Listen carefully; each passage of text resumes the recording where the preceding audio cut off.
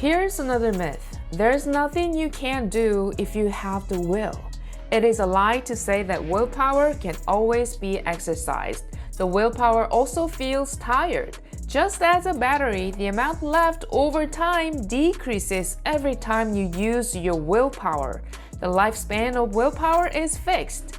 Everyone knows that limited resources must be managed well, but they do not know that willpower is one of them. A study conducted by Professor Babashev of Stanford University shows how fleeting our willpower is. He divided 165 students into two groups and then asked one group to memorize double digits and the other group to memorize 7 digits. And after the experiment, they gave some snacks to thank them for participating. Participants were able to choose one of the two foods served as snacks. One was a chocolate cake and the other was a fresh fruit. Here's a very interesting result. Students who memorized 7-digit numbers chose twice as many chocolate cakes as those who memorized 2-digit numbers.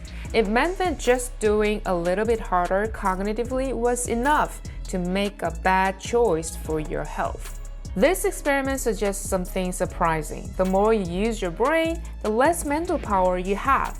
If high and low wills are associated with making decisions, the food we eat also plays a very important role in controlling the level of willpower.